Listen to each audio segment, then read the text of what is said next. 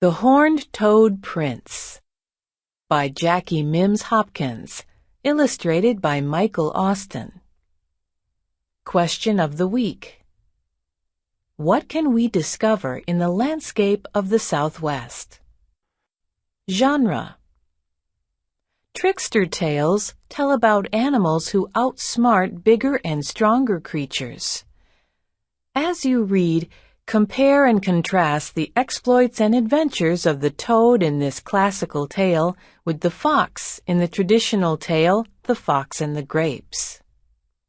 Reba Jo loved to twang her guitar and sing while the prairie wind whistled through the thirsty sagebrush.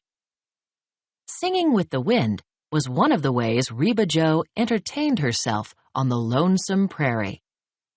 Sometimes she amused herself by racing her horse, Flash, against a tumbleweed cartwheeling across her daddy's land. But her favorite pastime of all was roping. She lassoed cacti, water buckets, fence posts, and any unlucky critter that crossed her path. One blustery morning, as she was riding the range looking for something to lasso, Reba Jo came upon a dry riverbed. Her daddy had warned her to stay away from these arroyos. He'd told her that a prairie storm could blow in quicker than a rattlesnake's strike, causing a flash flood to rip through the riverbed. The swift water would wash away anything or anyone in its way. Reba Jo knew she should turn back. But right at the edge of this gully, she spied a vulture, all fat and sassy, sitting on top of a dried-up old well, just daring her to toss her spinning rope around his long, ugly neck. As Reba Jo's lasso whirled into the air, a great gust of wind came whipping through the arroyo and blew her new cowgirl hat right off her head and down to the bottom of the dusty old well. Reba Jo scrambled to the edge of the well. She peered down into the darkness and commenced to crying.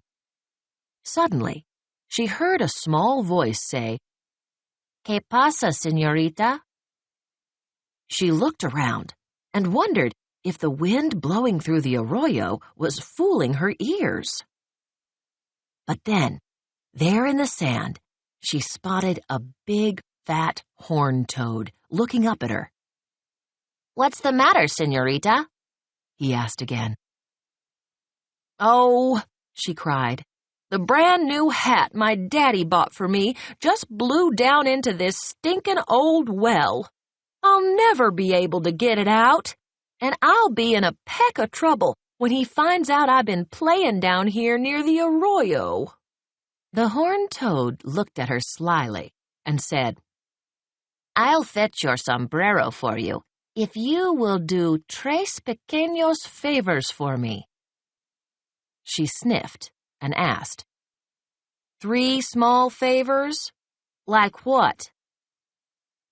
"All you have to do is feed me some chili, play your guitarra for me, and let me take a siesta in your sombrero." "Some chili, a song, and a nap in my hat? I don't think so, amigo," replied Reba Jo. "Okay, señorita, but do you mind if I follow you home and listen as you explain to your padre where your new sombrero is and how it got there?" "Good point, Toad," Reba Jo said. "You've got yourself a deal." Reba Jo placed the little critter in a splintered wooden bucket and carefully lowered him down the dry well, where he retrieved Reba Jo's hat.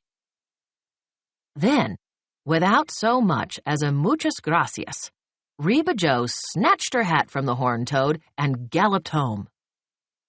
As she rode out of sight, she ignored the horned toad's cries of, "Esperate! Wait up, señorita, wait up!" Long about midday, when Reba Jo had sat down to eat, she heard a tap, tap, tapping at the ranch house door. Reba Jo opened the door. But when she saw it was the fat horned toad, she slammed the door in his face. His small voice called, "Señorita, señorita, por favor, please, let me come in." The horned toad rapped on the door again. This time, Reba Joe's father opened it and spotted the little fella on the porch. "Hola, señor," said the horned toad. "Well, howdy, Mr. Toad. What brings you here?" "A little deal that I made with your daughter, señor." "What's this all about, Reba Joe?" her father asked her. Reba Joe admitted that the horned toad had done her a favor, and in return she had promised to feed him some chili, play her guitar for him, and let him take a nap in her hat. "Now, Reba Joe," said her daddy, "if you strike a bargain in these parts, a deal's a deal. Come on in, partner. You look mighty hungry." "I am indeed. Yo tengo mucha hambre," said the horned toad. "I hope that is chili I smell." He peeked at Reba Joe's meal. "Dad, burn it," Reba Joe muttered. She pushed her bowl of chili toward him. Soon, the horned toad's belly was bulging. "Now for a little serenata," he said. Reba Joe stomped over, grabbed her guitar, and belted out a lullaby for her guest. Then the drowsy little horned toad eyed Reba Joe's hat and yawned, saying, "That lovely music has made me muy soliento. I am ready for my siesta." "Forget it, bucko," Reba Joe snapped. "You're not getting near my hat. No lizard cooties allowed." "Now, señorita, remember what your wise padre said about striking a bargain in these parts," said the clever little horned toad. I know, grumbled Reba Joe. "A deal's a deal." And with that, she flipped him into her hat. "Before I take my siesta, I have just one more favor to ask," said the horned toad. "Now what?" asked Reba Joe. "Would you give me a kiss, por favor?" asked the horned toad. "You've gotta be kiddin'!" shrieked Reba Joe. "You know dang well a kiss wasn't part of this deal, you low-life reptile."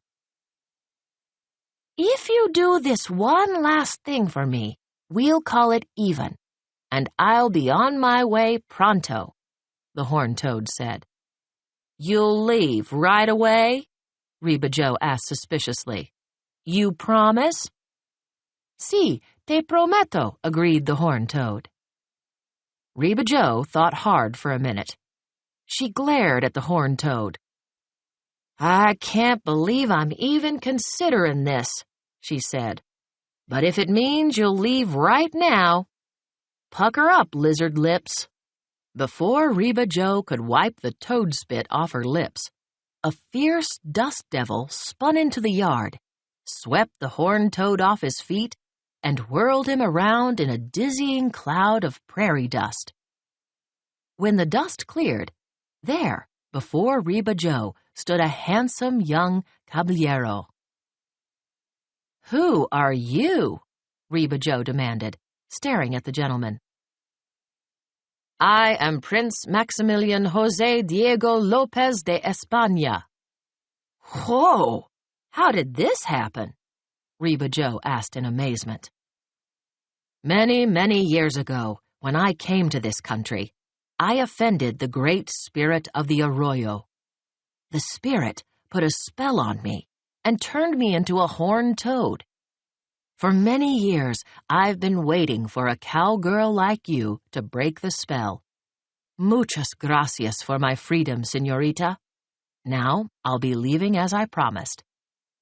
"Now hold on for just a dad-burn minute," said Reba Joe, stepping in front of the nobleman. "I recollect my daddy reading me a story where something like this happened. Aren't we supposed to get hitched and ride off into the sunset?" With a twinkle in his eye, the caballero replied, "Lo siento. So sorry, Reba Joe. When you strike a bargain in these parts, a deal's a deal. Adios, señorita."